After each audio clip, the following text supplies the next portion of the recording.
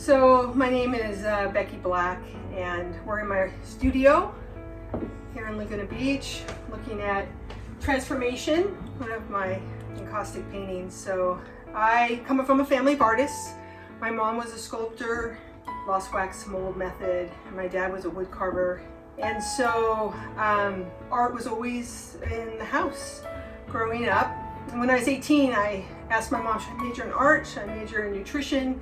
Because nutrition was my other love. She was divorced at 38 with 4 kids and no job. So she said, go get stability and come back to the art. So I pursued nutrition. But what happened is that I kept making the things regarding nutrition very creative.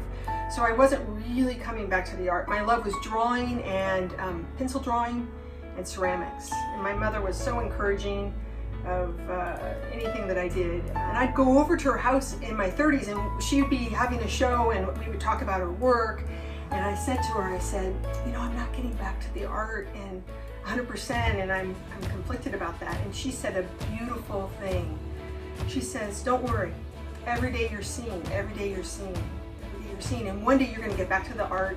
And I've been an athlete, so she used an athlete analogy. She goes, you're gonna go back to the art and you're gonna feel out of shape. But hang in there and it will come through, and all those years of seeing are gonna come to you, come through you. So when I got married, we're not married any longer, but my husband at the time said, I really see you as an artist. Why don't you focus on the art and I'll support you doing that. And it was just so beautiful, incredibly beautiful. And I did do that, and we stumbled upon this medium as we were talking earlier, and I just fell in love with it within 5 minutes, and I didn't like any other painting medium, but I think it's because of the liquidness and the fluidness and the translucency that there's such a deep connection for the flow to come through. So I've been doing it ever since. So the story of Transformation was, I was actually watching a fire burn in the fireplace and I felt sorry for the wood and saying, I'm sorry you're having to burn now. And the wood communicated to me in the way that I get communicated, received this communication. It says, don't worry, we're transforming. We're gonna burn and become a different substance and be able to move into become different things. Maybe I'll become part of you or other people, so this is the wood burning, and then it's moving and it's transforming into something new, with symbolic of the gold, of the alchemy, a new beginning. So, yeah.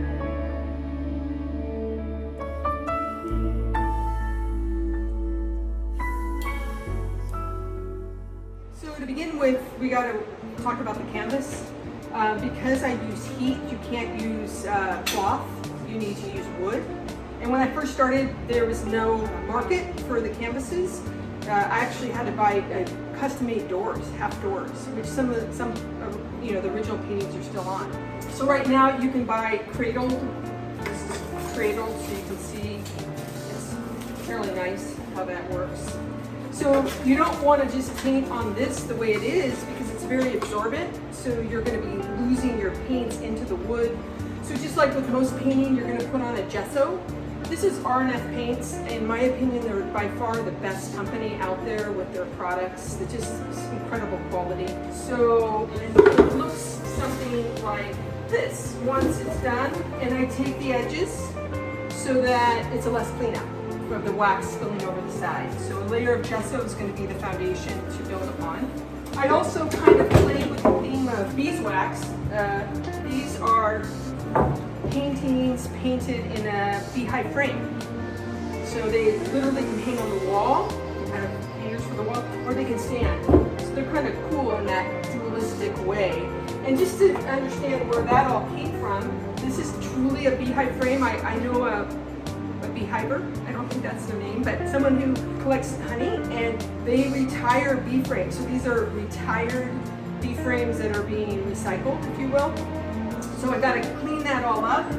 This is a cleaned up version, and I slip this piece of wood in there and paint on that. So that's what these are. And then this is the cradle one we just saw, a version of that. And then another frame option that I utilize, this is a bronze frame with wood inside, and then I just let the bronze frame be the dam to catch the beeswax. So all sorts of different ways to try to manage working with this medium.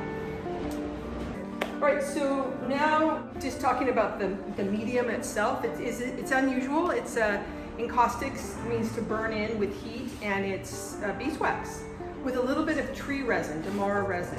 So right here I have an example of RNF paints. They have little pellets with the medium with a little bit of Damara resin already mixed in. So that's lovely. I have some of it melting on the stove right now. This is just to show you the Damara resin by itself. You know, if you play the violin, the resin that we put on a bow is very similar. So it's just this Damara resin. It makes it just slightly harder surface in the end than beeswax by itself. So that's lovely. I also just buy, this is clarified beeswax, so beeswax that's been filtered, because you want luminosity, you want it to be able to see through it. And so you clean out some of the dirt, and so it's clear. And this one has the Damara resin added. And this is commercial food grade, makeup grade beeswax. So here you can see the difference. This is the beeswax that's not clarified, and this is beeswax that's been clarified. So there's a big difference there for that luminosity, that clarity. And then here is again RNF paint, just lovely. It's dreamy, creamy, wonderful quality paints. Highly, highly recommended. And this is my version of making my own paints, adding dry powder to the wax. So what I do literally is I have all these pigments here, and I will melt this and pour the pigment in, and I do it in the box over there for safety reasons. So that's a sandblaster, but it's an enclosed unit because this stuff, when it's airborne, it's dangerous.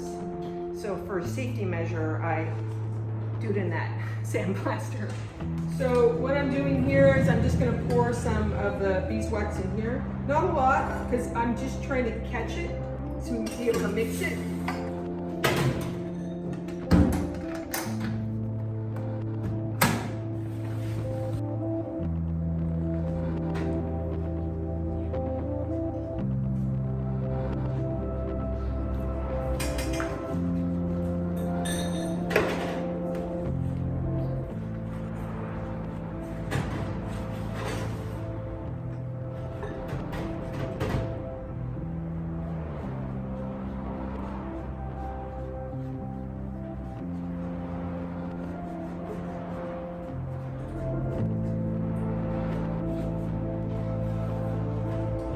So that's pretty much it.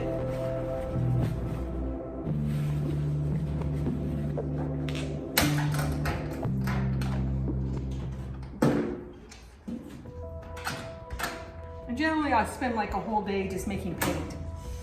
So this is the end result. It's all the powdered stuff. And now I'll just remelt it and add more wax to get, if I want a more transparent color, I'll add more wax. If I like the color, I'll add less wax. So depending what you're trying to achieve with it.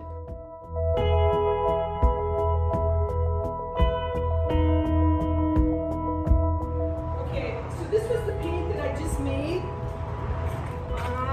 So I'm going to use the putty knife with this one.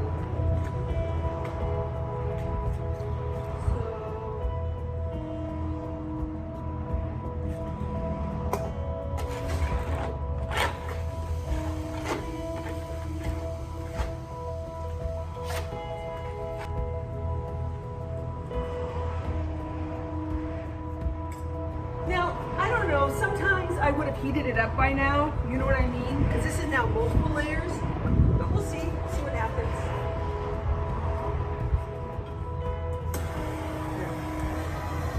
So you can't really see the flame, but it's there. You can see how it heats it up.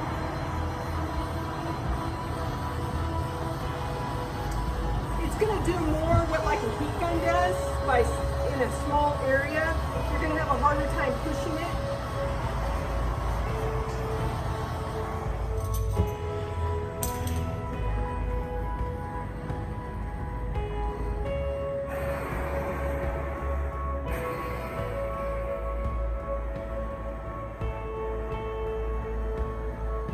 When the beeswax is wet, liquid, it is epically beautiful because you have this translucency happening. It does go away when it dries. So my goal in life is to keep inching toward a final product that looks more like a wet product. You know, so we're definitely gonna let it set and see where it flows, or see, maybe I need to lay down something, maybe I need to scrape up something. At first I had a little conflict. I didn't think I was an artist because, you know, I paint with a torch, but then I re-looked out of my mind and just said the torch is my extended paintbrush. And I come to realize that it's a collaboration in the other side of me. So it's helping me to keep peace with my process.